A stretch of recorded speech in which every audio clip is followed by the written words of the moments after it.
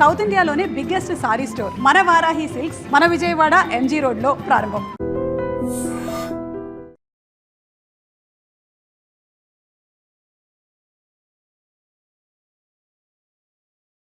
తెలిసిందిరా, bail paper తో jail గోడలు బట్టలు కొట్టుకుని బయటకు వచ్చాడ్రా. ఎవరైనా నాకు బెయిల్ ఇప్పించింది? సోమరాజు, నీ సర్వీస్ ని సబ్జెక్ట్ ని బయటికి తీసి కోర్టులో బలలో బద్దలు కొట్టి మరి అరెస్ట్ చేసి ఉంటావు. జడ్జి గుండె బెదిరి బెయిల్ ఇచ్చేసాడు, అంతే కదా? No sir. Yes sir.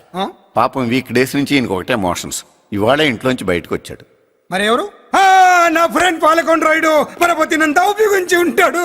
మీరు జైలుకి వెళ్ళినప్పటి నుంచి వారు ఫోన్ ఎత్తట్లేదు. మీ ఫ్రెండ్. మరి ఎవరు? ఎమ్మెల్యేనా? కాదు. ఎంపీనా? కానే కాదు. మినిస్టరా? అస్సలు కాదు. మరి ఎవరే నాకు బేలిపించిన దేవుడు? అక్కడ ఉన్నాడు, దండం పెట్టుకోండి.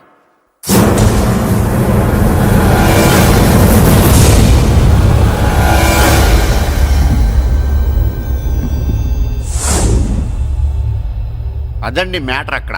అందుకే మేము సైలెంట్ ఇక్కడ.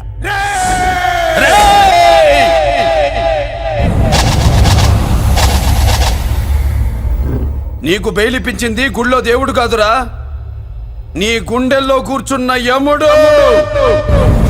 అవునండి, మీరు ఆయనకి చాలా రుణపడి ఉండాలి. నమస్కారం బాబు. రేయ్, జైల్లో ఉండే నన్ను చంపించాలని ప్లాన్ల మీద ప్లాన్లు వేసావు కదరా. నువ్వు అక్కడ, నేను ఇక్కడ. ఎందుకురా ఈ చావు కబడ్డీలు? పస లేదు. Face to face, hand to hand, dare to dare, direct గా ఇక్కడే డిసైడ్ చేసుకుందాం. రేయ్, నీ కలేజా ఏంటో చూడాలనే జైలు దర్వాజాలు తెరిపించి నిన్ను బయటికి రప్పించా. రా ఏసై. ఏంట్రా గుడ్ల పగించి చూస్తున్నావు? కండల్లో దమ్ము, గుండెల్లో ధైర్యం ఉంటే రా, నెత్తురులో ఉడకబడతా కోడాక. రేయ్, 24 గంటల్లో నిన్ను వేసకపోతే నిన్ను పెద్దరొచ్చుడు కాదు. ఎదురుగా మనిషిని పెట్టుకుని 24 గంటలు గడువు అడుగుతున్నావు. నువ్వే మగాడివిరా నీ 24 గంటలు టైం అడుగుతున్నావు. నవరాత్రులు ఈ రోజే మొదలవుతున్నాయి. ఈ 9 రోజులు నీకు గడువిస్తున్నా. ఈ 9 రోజులు ఎన్ని అవతారాలు ఎత్తుతావో ఎత్తు. నువ్వు కంసుడిపై వస్తే కృష్ణుడిని కంఠం కోసేస్తా, రావణుడిపై వస్తే రాముడిని 10 తలలు కొడతా, హిరణ్యకశిపుడిపై వస్తే ఉగ్ర నరసింహుడిని పేగులు తెంచి రుద్రపీణ వాయిస్తా.